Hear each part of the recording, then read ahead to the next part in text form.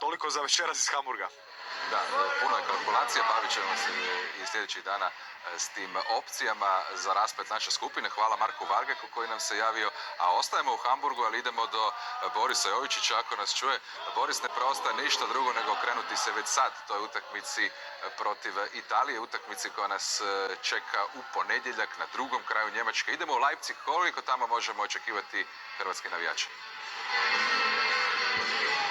Filipe, čuli smo ove analize, ne baš najlakše izjave za čuti od naših igrača, zato vam preporučujem da vas malo raspoložimo uz ove divne navijače. Hrvoje, molim te, prošeći među navijačima, pokaži kako se slavi unatoč ovom bodu koji možda nije bio najsretniji za Hrvatsku. Čuli smo da su kalkulacije teške, da će Hrvatska morati ići na pobjedu, to je bilo jasno i prije neka 2 sata. Pokazat ćemo kako slave hrvatski navijači koji ne odustaju od hrvatske reprezentacije.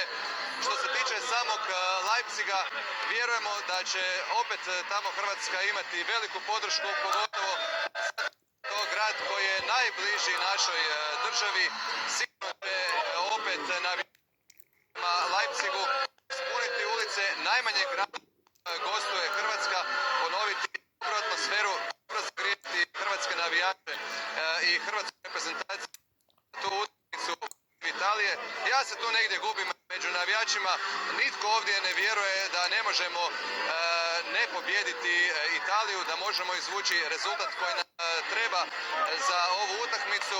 Nakon same Albanije možda je bilo onih koji nisu vjerovali u to. Idemo čuti kako oni dišu, ali evo vidjeli ste kakva je atmosfera. Sigurno će biti dobro i u Leipzigu gdje se očekuje 50-60 tisuća hrvatskih navijača. Dalje smo u igri, znači sve u našim nogama, iduća utakmica je ključna, a to je ono kad je Hrvatskoj najteže, onda treba pobijediti i pokazati da smo najbolji. Ovo je isto nesigurnost u zadnjim minutama, znači jednostavno probali smo na sve moguće načine ukrasti neko vrijeme, ali nije išlo. Razočarani smo svi, većina, ne možda svi, ali žao nam, imamo tu jednu reprezentaciju i onda nismo uspjeli uzeti 3 boda, a ja se nadam da će Savez znati što treba napraviti. Borili se jesmo. U drugom poluvremenu? Mislim, nije samo u drugom, bilo je u prvom, ali je bilo nekih grešaka. Ali to sam izbornik mora zna, ne samo mi.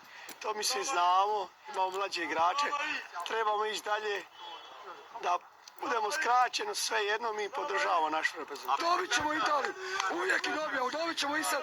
Navijali smo dobro, danas nije bilo loše, puno bolje od Berlina i igrali smo puno bolje od Berlina, ali nismo imali sreće. Kazali smo već dosta puta šta možemo i dobivamo Italiju 3:0, vidit ćete, to je to.